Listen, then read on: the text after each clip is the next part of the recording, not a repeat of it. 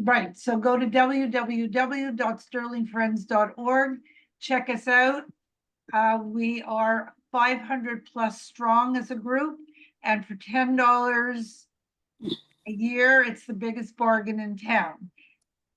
So we hope that you join us and enjoy all of the programs that you will see that we offer. I hope you're all getting your newsletters. If you're not, please contact us and let us know. If you're not contacting us, then we can correct the problem. So it comes out every weekend and you should be receiving it.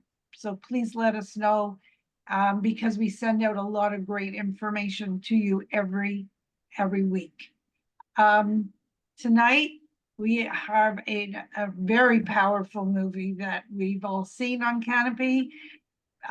Pink was amazing, and Shelley, as always, you will do a great job getting us to discuss it and by giving us your intro, but this one was quite awesome. So take it away, and thank you so much for being with us. You are a gem to us, and we love having you on our program, and thank you. So take it away and tell us all about Pink.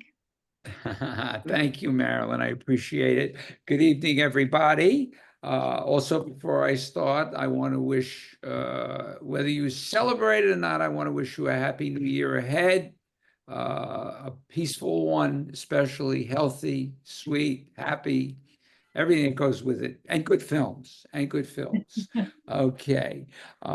Pink, it is from 2016 from India. It is in Hindi. The director's name is Aniruddha Roy Chaudhary. He won for this film. He won the Indian Academy Award for Best Director, Best Screenplay, Best Editing. He won the Indian National Film Award for Best Film on Social Issues. Clearly, it deserved it. This is a clear, convincing skewering of the double standards women are held to regarding their sexuality, and an indictment of the way those standards enable violence.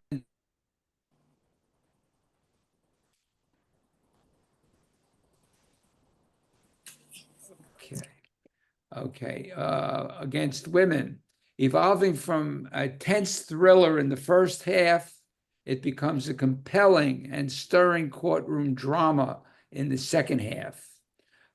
As the film opens, we only hear voices. And it's interesting, and I'll get back to that later, is the idea that we only hear voices at the beginning, and what happens at the end is a great contrast to that. Anyway, people having a seemingly good time, beginning with the aftermath, and it begins with the aftermath of a violent event when one of the three young men is taken bleeding from his eye to the hospital. It proceeds from there to becoming a case of attempted rape on one side and a case of attempted murder on the other. And for Minal, Falak, and Andrea, the three single modern women living together in a secure apartment block, the incident spirals into a nightmare. Rather than a typical Bollywood film, it is a naturalistic drama that forms a serious attempt to grapple with India's rape culture as a progressive, provocative, and powerful statement of cinema. As we've seen, Pink is that savage indictment of their sordid patriarchy that shackles women in stereotypes. Here, characters determined by the clothes you wear, what time you come home, how much you smile at men, whether you drink, and of course, your sexual history. They're all called into play. Over the last few years, if you've been reading the news or hearing the news, we've read and heard about violent rape attacks on women in India, where in many cases, the men have gotten away with their crimes. And our society is certainly no stranger to this kind of behavior either, where women, both urban or rural, undergo the trauma of such an attack. By shattering these archaic assumptions, the director establishes that none of that is what matters. That even in India, when a woman says no, it means no. No is not just a word, but a whole sentence. It requires no further explanation, as he says in the film so succinctly towards the end. Pink makes the horror felt on the part of the victims and their families so real that we become frustrated by the lack on the part of the prying neighbors, sniggering coworkers, and especially indifferent and compliant, or should we say sometimes corrupt, police, in this case, to do anything about it. Although it is Minal who commits the act against Rajvia, she and her two roommates are subjected to harassment and various threats on behalf of this son of a politician and his friends. When Minal is arrested for attempted murder, it is Deepak Sehgal, the mysterious man who wears a mask while walking in public and looks more like a stalker staring from his balcony than who he turns out to become, their savior, which serves to underline one of the basic themes of the film. It's not just about the treatment of women, which is how society can rush to judgment. Just as the women judged Sehgal at first, looking at him across on the balcony, we see a society that can be manipulated by those in power or those who will be influenced by power to do the same. And that's really key to the film, because the director keeps shifting things for our judgment. We even judge Sehgal at the beginning. Who is this man in his mask? And he's following these women. What is he, and then when we finally see his story, what happens? And at the beginning of the trial, as we come to understand what is behind his depressed, distant look, it is concern over his wife's illness. And finally, the women's case will awaken his righteous rage. After talking to his wife, he decides to take the case, and his impassioned defense is both heartbreaking and inspiring. Seeming at first lost in court, sometimes unresponsive, is this a ploy? Concern over his wife? How do we and those in the courtroom judge him? Again, judgment. What are we saying about him? What is the court thinking? What is the judge thinking? And throughout the structure of the story, there is drama and even some touches of humor. And although we witness and can feel frustration over the corruption on the part of a powerful family's political influence on the police and other witnesses, it is Deepak who tips the scales of his case, applying his manual for women along the way. It has the sharp sting of sarcasm and irony. He delivers the moral goods, whose purpose clearly is to talk about sexual assault, women's right, and the crucial issue of consent, a concept lost on many Indian men. As he says about, oh, you go for a drink with a woman and right away you think you have every right to do what you want. Amitabh Bachchan is his name, is the actor's name, is an icon of Indian cinema. He is perfectly cast with his downcast eyes. He imbues a character of tragic majesty, as all eyes are on him when he talks about the importance of listening and understanding when a woman says no. And also when he discusses his rules for behavior, filled with that irony and ending up with stressing.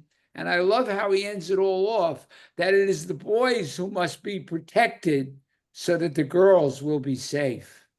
How he uses that line, I mean, how he twists everything. And ultimately, whether they are a sex worker, wife, or working girl, if they say no to being touched, then no man has the right to force himself on her. And the three actresses are terrific. They add an unwavering voice to their character's struggle. Pink isn't squeamish about morality either. The women in the film are in relationships, sexually active, and are not ashamed to admit it. There are no attempts to redeem them by the standards of most Bollywood films, meaning that in Bollywood, a woman must be chaste, must be pure, can never do anything wrong, and must never stray from doing anything wrong, or they will be punished. And that's the way it is. But he takes another tack. He twists and turns in this film wonderfully. The sequence when Minal is asked scathing questions on her virginity and drinking habits, laying bare the double standards of Indian society, and maybe even our own, was inspired by Jodie Foster's Academy Award-winning performance, if you remember it, in the 1988 film Accused, where a woman in Rhode Island gets raped, and the burden is totally on her. But it is in the coda over the titles at the end that we see what played out in the beginning.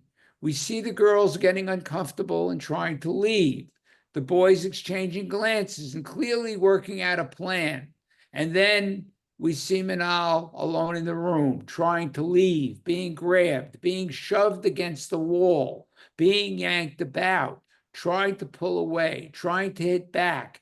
And it just goes on, doing it in that snapshot form at the end. And by the way, this is why I said at the beginning, we hear voices. In the end, we see what was behind all those voices, which is we make a judgment by what we hear, and then we can finally see what we didn't all along. Anyway, it is that snapshot form that works so well because it lets us really study each moment as it happens. No hiding from it, no saying, oh, I'm sure there was another way. There wasn't any other way. She was about to be raped. She was fighting as hard as she could, and she wasn't going to win. And by the time she grabs that bottle and hits him over the head, you are desperate for it to just be over, for her to get out of there any way she can. That's what the movie wants you to leave with. That after all is said and done, that Minal did the right thing, and we should all be glad she did, that she did whatever she needed in the moment, and we should trust her judgment in that moment. She should have trusted her own judgment. Her friend should have trusted her judgment, and there should never have been a question of why did she do it? Did she have to do it? This is what she should have done. She was a grown woman with a mind and judgment of her own, and she was the one who was actually there. And we should give her support and encouragement and have the faith to believe her.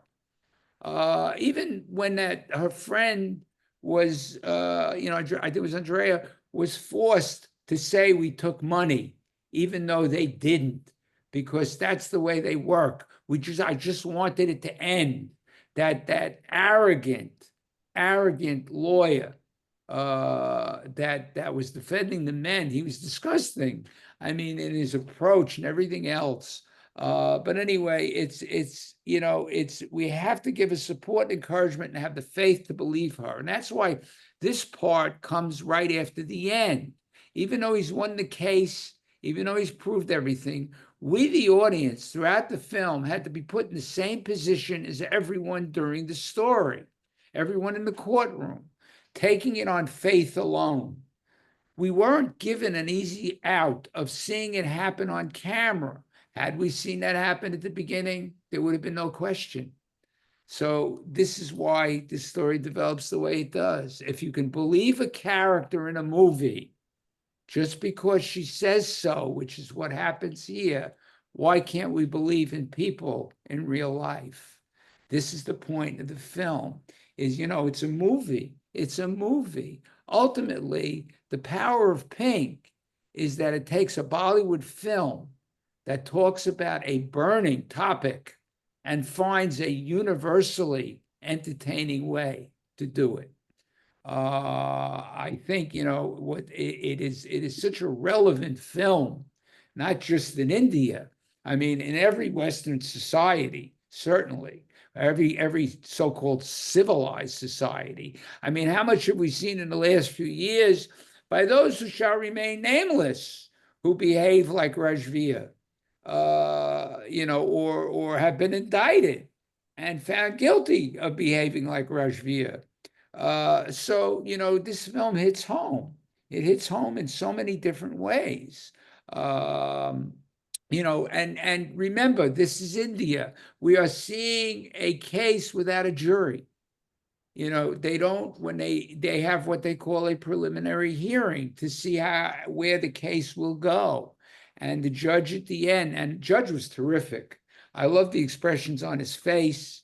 You could see how he was beginning to see that certain things, how he was trying to be kind to the girls at certain points. And I just loved the way at the end the Seagal takes apart Rajvia with the photograph of his sister when he said, you think like all other men, you could take them out for a drink, you could take them to dinner, that gives you a license. Rule number 4, it gives you a license. And he says, this is, I want to show a picture, and he says, you've gone over the line. And that's all he had to do was show him that movie, that picture, and it opened him right up to say the wrong things, to say, this is the way this is what they want. This is what they want. So this is what we give them. And how dare you bring my sister, as if he's got this double standard. And it worked. It worked very well. But I thought the script was terrific. I thought it took its, it really filled in the characters, especially Seagal, why he was so sad. And then we learned he was one of the top lawyers in the country. All of the revelations that come. It's the beauty of the film. Everything doesn't all come up at once. We don't know who he is. We learn who he is. We're forced to judge back and forth. I thought it was terrific.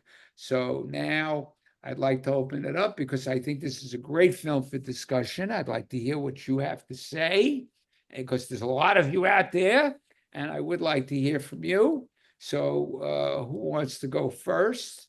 Let's see. Bonnie, you jumped right in there. Terrific. Go right ahead. Yeah, I just have an observation. I mean, first of all, I love the movie, but I lived in India for 2 years from 2012 to 2014. I lived in South India.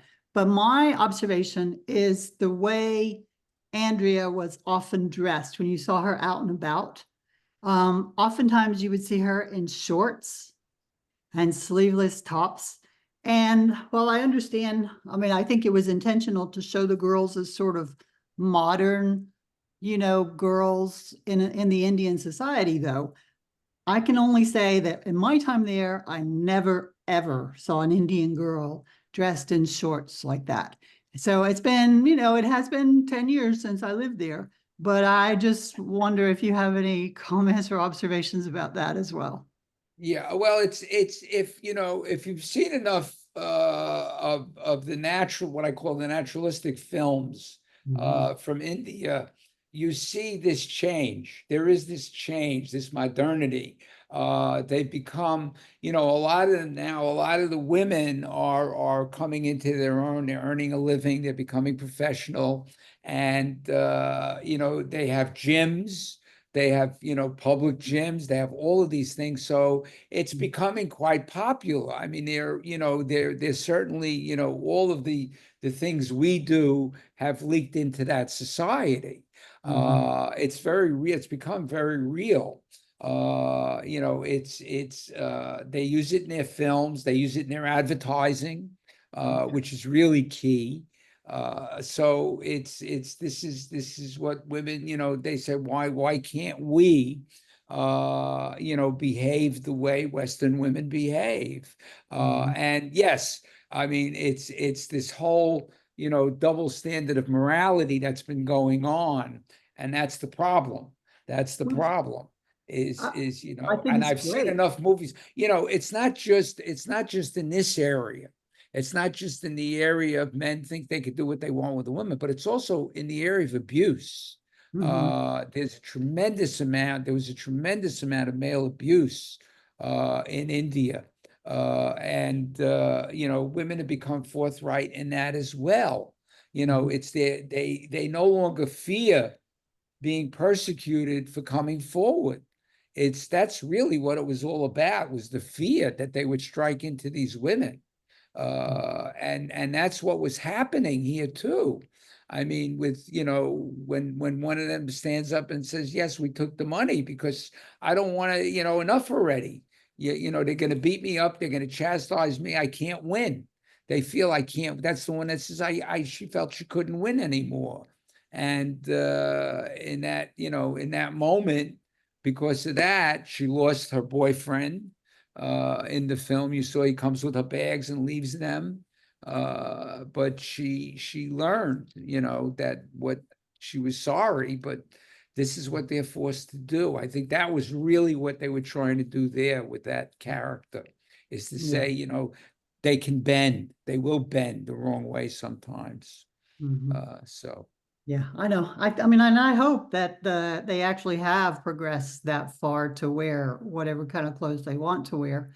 Like, it was, and I saw many women and girls dressed in like, more Western attire, jeans and stuff like that. But the shorts is what took me like as a little bit of a surprise, because unless and hopefully they have progressed that far, but I just had never seen an Indian girl in shorts like that. I- So Yeah, well, that's interesting. Yeah, it's changing. Yes, I could vouch for that. Thank you. Karen. I wanted to say something about the music in the film. I thought that really enhanced the all of the action in the movies. How the music was, when it was the women, they had this, sweet lady singing, and then, the banging on things when the action was coming up. I thought that really, gave. I guess it made it special. Yeah, well, that's a great comment, because, Bollywood films lean on music heavily. Mhm. As I've discussed before, and some of you have seen some of the Bollywood films with me as well, is that, they used to lean on it more heavily, to the point where a song would come in that had nothing to do with the film, with the story. It was almost like an entertaining break in the film. But now, here we get music because, and I'll tell you, one of the secrets is the fact that they use the music to sell the film before the film comes out. They will create songs for a film, and then what they do is they put out the album and they play it on the radio, and they say, this is the music from, and you have to see the story. I mean, so the music is crucial to the film, especially the song, because the song begins to, it also advances the plot a little bit. If you listen to, you read the lyrics, it advances the plot somewhat. And that's what he's doing here. And that's sort of a new way of doing music in the Hindi film. Some of them have done away with songs altogether, but it's rare. So yes, the music is crucial. That's a good point. Thank you for bringing that out. Marilyn. When I saw this, I thought it was really powerful. And I went to research, Google, to see if it was based on somebody's story that was adapted. And it wasn't. This is really strict fiction, but there was a reference to and they said that Delhi is probably one of the parts of India where this is the worst problem. Yes. But there was something that happened with a gang rape in like 4 years earlier. Yes. And a 23-year-old woman was gang raped. They had to take her to Singapore and she died there. And so the whole idea of rape became prevalent there, and the men were all convicted. Yeah, well, there was an upshot to that case. Some of them got out later on. They were released. And then there was another case where a girl was with her boyfriend on the bus, and they beat him up and they gang raped her. And at first blush, they got off. There were witnesses. I mean, but it was, and they claimed it was a provoked attack. And it's this absurdism. I mean, it's as if India should be called Absurdistan. It's terrible sometimes, but this is, the police are known to be corrupt. It is a corrupt system. Not all police are corrupt, but it is has been known to be a corrupt system. They're constantly fighting these things. The courts, go way back. As I said, a lot of it is in jury trial. It's just the judge, and it's based on the judge's bias. So you have all of these things to consider, but yes, and Delhi is the area where this was happening. It's the big city. But it's the power of the film by exposing this Yes. that makes people more aware, whether it be India or almost any, including the United States and all the so-called Western countries. Yeah. That it worked in those countries, and it was wonderful to see that the power of the film obviously is making itself well known in India too. Yeah, well, especially because India is a big movie-going society. They make upwards of 2,500 films a year. I mean, they are the largest producer of film in the world, and of TV and film. And one of those things is you have to remember the reason that film in India was always so important was because of the level of illiteracy in the country. And people would go to the movies. That would be, that, and now it's changed a great deal. People are much more educated. A lot more people are going to university if they get in. But they do read, write, and now being able to go to the movies and deal with social issues makes it even more important, so that they're seeing it on a mass basis and talking about it. And that's what's crucial. The way, we've lost a certain part of that because we would have movies that would come out, and on Monday at the water cooler, everybody would be talking about the latest TV show, the latest movie. And since COVID, that sort of has gone away, because not everybody's working at an office every day. So, we're not talking about these things as much. I guess a movie like this could never be from a country where they practice Sharia law. No. Although I will tell you, there are Iranian films, believe it or not, but those films are usually surreptitiously taken out of the country And they defend their before country. they see them in Iran. But they, they discuss these problems. They do. They manage to deal with them. There is some They very even interesting think that films. it's I mean, to them, it's not even a problem. This is just a way of life. Yeah, exactly. It's all hidden. It's all hidden. Bobby You and showed then us Wendy. another film, and I can't remember the name, about a very wealthy family, young family, and it was some kind of a social event. The husband slapped the wife for doing something. It was called The Slap. It was called The Slap. The Yeah. Pod, yes, The The Slap. Pod. Yes. Yeah. Oh, And There that, was and that- another one that you've seen that was about physical abuse. Physical abuse. I've shown several on these social subjects that are vital to women in India, because they've been making more and more of them. They don't just make love stories and happy-go-lucky films. So, Wendy. When I was watching the film, I thought to myself, these girls took their marching orders from Hollywood or Bollywood. They would dress that way. You didn't see very many saris in Delhi. The other thing I thought that was so powerful was Andrea comes back and she takes a shower and her friend slaps her for betraying what the girls were trying to impart to the jury, to the judge. And then she hugs her because she understands what she did. That was powerful. And it was real. I thought it was real. She was angry, but at the same time, they had a bond. They were close, and they were like three sisters. And you notice also in the film how the attorney that was defending the men, how he would use the fact that they came from different areas to demean them. One was from a rural area, and India is like that. It is very socially structured. We know that.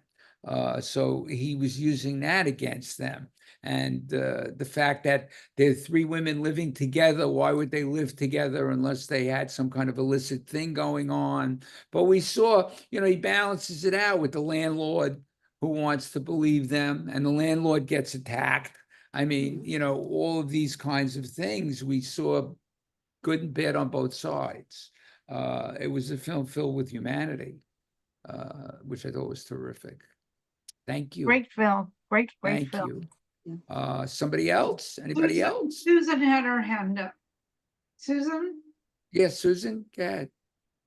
Oh, I was just helping somebody that was trying to raise their hand. I don't really have a comment at this Oh. time. I gotta Oh, wait okay. because I haven't seen the film. Somebody, Rachel, there she goes. Thank you. Okay, I loved the movie, but I was wondering at the end when they're giving the credits, they're talking in Hindi. Do you know what they were saying? At the end, You mean over the credits? over the credits. I Yeah, think it was the attorney was saying something. But it Oh, wasn't.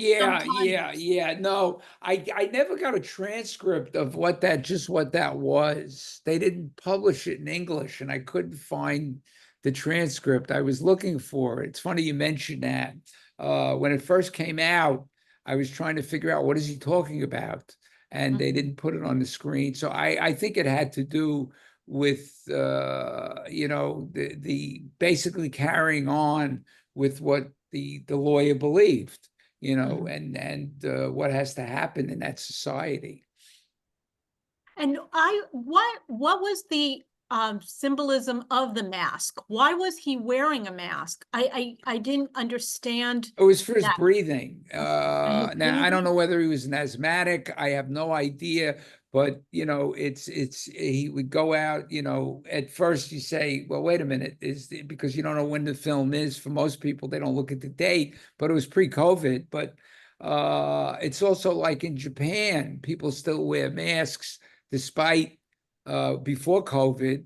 They were wearing them because of the, either getting the flu, but I think it also was a maybe a symbol for him of not wanting to be seen, not wanting to be, he was depressed. He was suffering from depression over his wife. And because at one point, and I thought it was very poignant, he's walking in the park and he rips the mask off and he breathes. Right. He breathes. He's breathing. He's living. He's got a reason to live. He's got a reason to go on. And I think that was important. So I think it was used more as a symbol than anything else. It was also used as a symbol in the beginning to scare people. I mean, to scare us, who is this guy, and to scare the women. I mean, you see this guy walking in this mask, you're wondering, especially when nobody else is wearing one, what's going on. And also, I was watching it with my friend, and we're both saying, okay, is he a good guy or not? Because, you don't really know initially, because he does look like a stalker.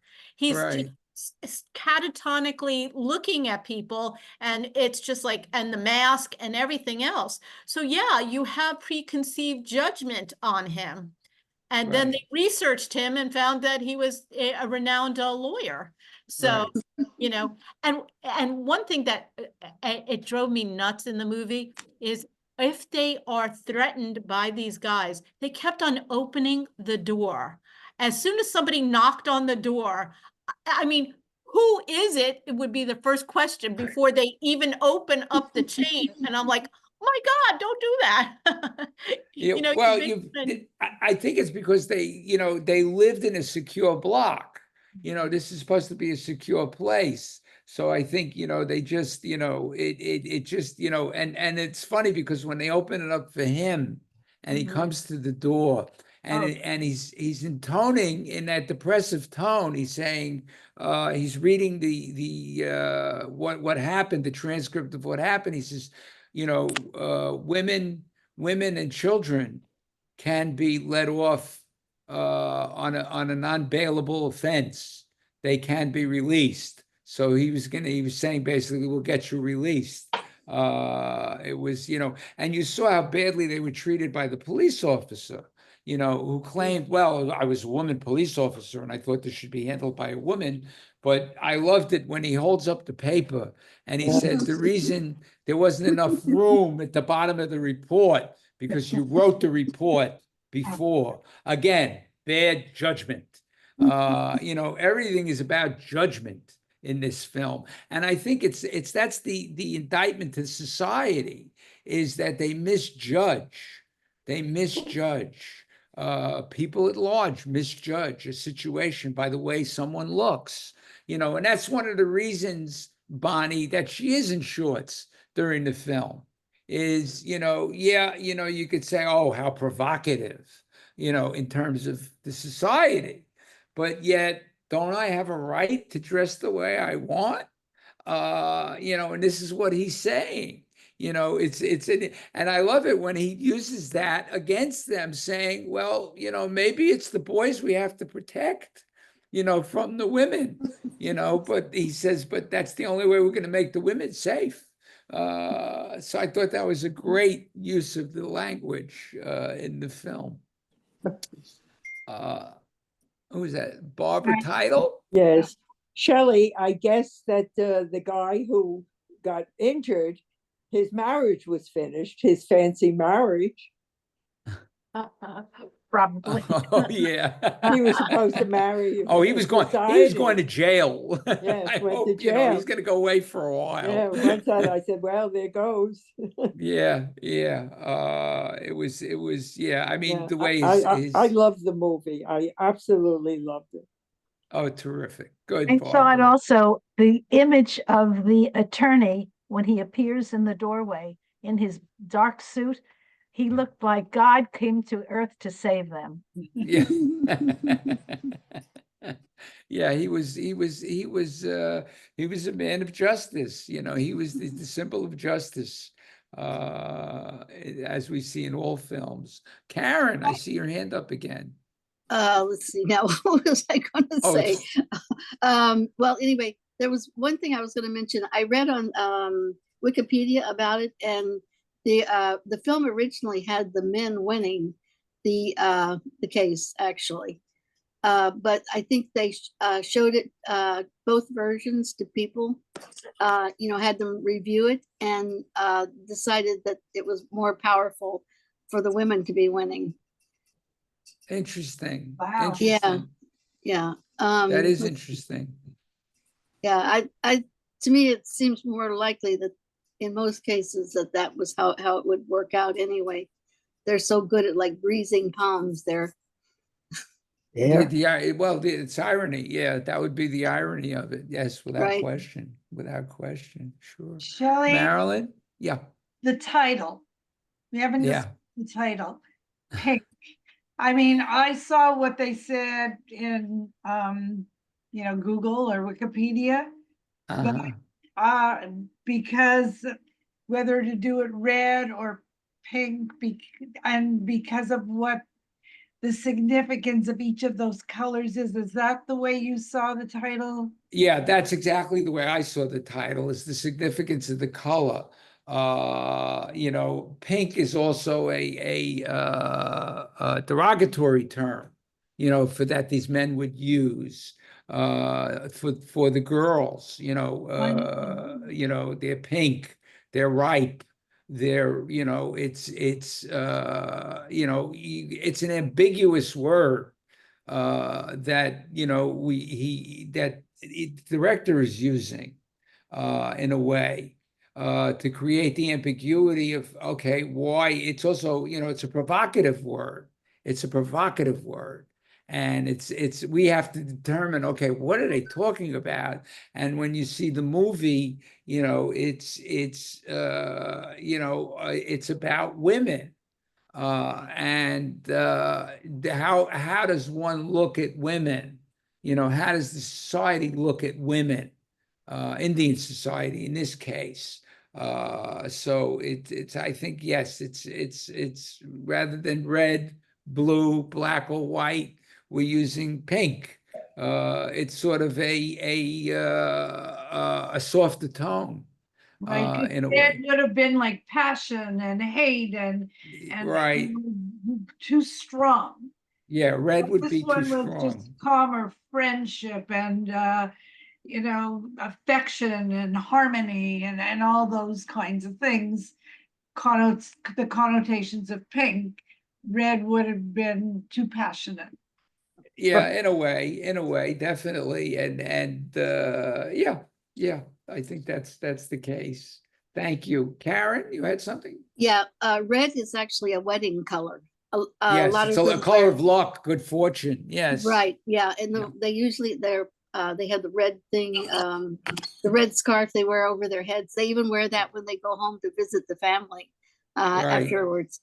The other thing I was going to say was that the lady who was going to be the bride, was probably saved from a wife beater. So Yeah. Oh, without question. Thank you. Yeah. Yeah. Bobby? I was going to say that. I was going to say red also connotates. You say red. I don't know why you think communist was associated with, if you saw a movie that said red, you might think it was something to do with that. But I Yeah, was no. just going to mention, you realize that women in many societies, they cover their hair because they feel that something made them, that they're going to, the guys are just going to, they're going to attract the guys to God knows what if they see their hair or they're not dressed properly. This is in, many different religions or cultures, Yeah. Yeah. It's also, Rachel pointed it out in the chat to me, it's also, it is the color of breast cancer awareness.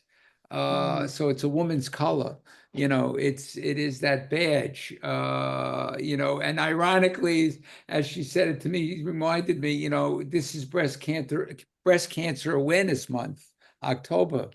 So how apropos. How apropos. Thank you, Rachel. Who's next? Do I see any hands out there? I cannot find the hand to raise my hand. I'm Yeah. sorry. Just raise your hand, Dora. I can see you. Okay. No, I thought that the movie was so smartly done that all the time your mind works and asks yourself what's happening, especially the lawyer, the Seagal, because Segal, yeah. because at the beginning you see that the character is like he's stalking this girl. They close the curtains and they are afraid of him, and at the end he was the savior. So this is so your mind starts changing from one to another, and you see that the uncle was a big shot. He was the one who influenced that nothing is going to happen to these boys, because he was very influential. He was probably a politician or very rich, or that always there's always somebody like that in life. It's not only in India that they think they can do whatever they want, especially the women. Yeah, absolutely. Absolutely. I mean, I thought especially. it was so well done. It was so well done. At the end, you feel so good that they win. So I don't understand if there were two endings, like somebody mentioned, because it would be so sad that the guys, which is happening, it happens.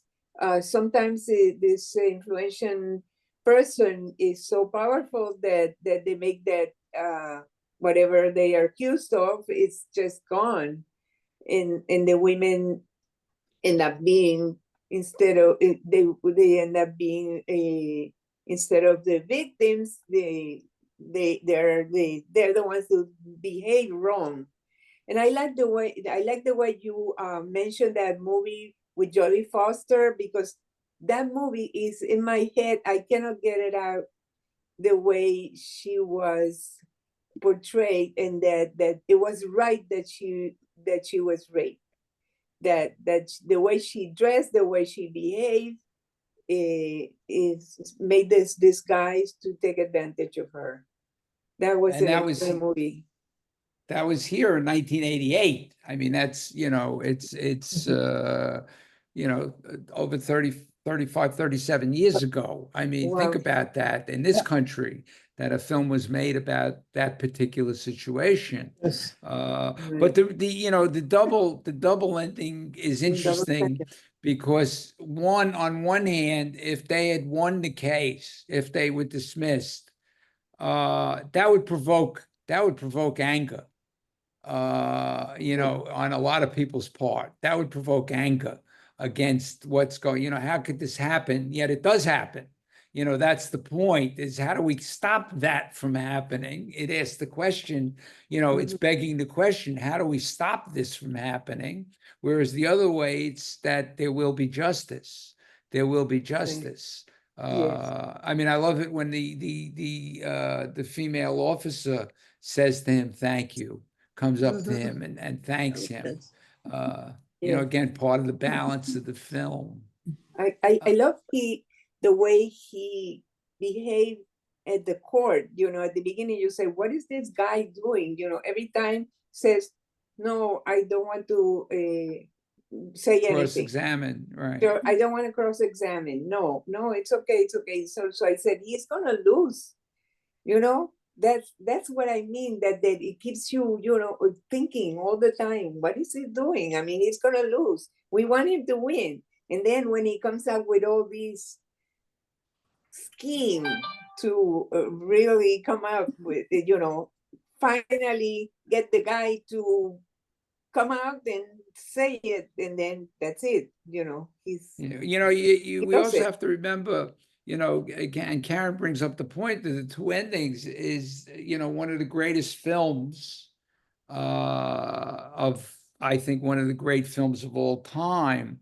A lawyer makes an impassioned plea. It is a rape case, and a lawyer makes an impassioned plea and loses. It was Gregory Peck in To Kill a Mockingbird. Oh yeah, right. It's so that would provoke, as from I think in our society, would provoke a lot of anger of how could this still be happening? It raises the question.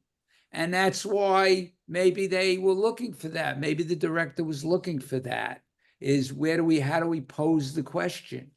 Marilyn? Karen, did you have your hand up again? Oh, yeah. Yeah, but if you were up first, that's fine. I can wait. Well, it's just basically what I was thinking, that in putting this together, especially in what Karen said about the possible endings, with the caste system as it is in India, I think it was very significant that they made him, they made the I forget his name, the person that Minal hit, from a very prominent family. Like, you'd have to assume that he was like a Brahmin. And so he wasn't just from a regular caste system. It was more powerful that he was from an upper caste system, that they found him guilty. Right. Yeah. It's their time has come, in essence. They Because can't get away with it. they're not above the law. They're not above the law. But their attorney is like, he could be an American doing anything and everything he can to appease the client. It doesn't really matter, right, wrong, in, out, black, white. You're paying my bill. You're my guy, and you're paying for my kid to go to wherever it's going, and I'll say and do whatever you want me to say and do. It was like very typical. That's interesting. That's an interesting way to look at it. Yes, it's what's the motivation? You want to know what's the motive. Why is this guy like a bulldog? I mean, he just attacks constantly. But that's a good point as to why. It's an Indian Rudy Giuliani in the shot. Yeah. Great. Thank you, Marilyn. Karen. Okay, I just wanted to mention the contrast between the two attorneys, and the prosecutor, how he was so full of himself and all puffed up, and just his mannerisms and everything. He was sure of himself and he was going to win, just like Marilyn was saying, you know. But I thought, and then of course the other attorney is like very businesslike and helping his client against I guess the evildoers, you could say. But anyway, I just thought that the first time I saw that prosecuting attorney, I just thought he was so funny, how his presentation was so funny. It was, well, it was again, he, and that's what he was trying to do. He was trying to make a mockery out of the case, is what he was doing, Right. to show their guilt. This is ridiculous. Why are we even here? Was his attitude.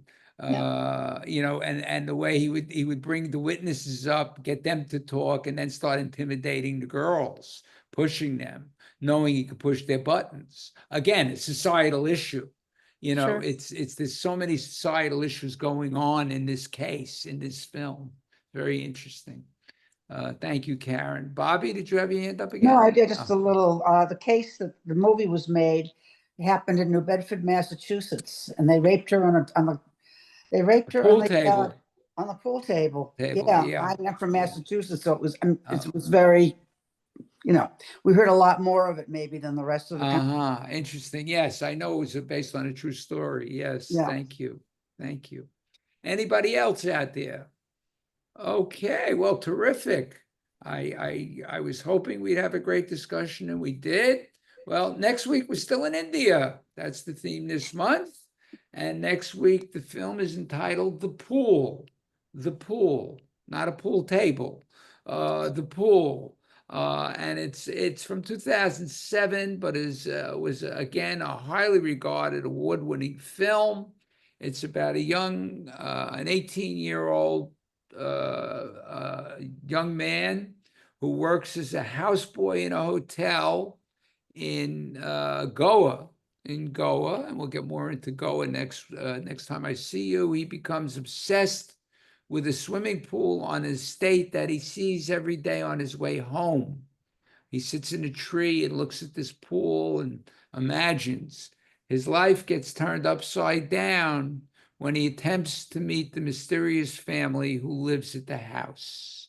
It takes us on a journey, not just to Goa, and it is startling, not only in the lush physical beauty of what the film reveals, but also in the subtle, finely wrought emotions that it stirs up. It is a beautifully done film, and I will give you, it's not a spoiler to say, it's interesting because the film, again, is not in English, yet it's directed by an American who doesn't speak Hindi or any of the dialects in India. But we'll discuss more of that, where the film came from, what inspired the film, and about the actors. And I think it's just a marvelous piece of work. It's a beautiful little poetic, again, facing societal issues in India. So again, I have a question, Shelley. Is it next week? I thought it's every 2 weeks. No, 2 weeks, 2 weeks. Oh, and 24.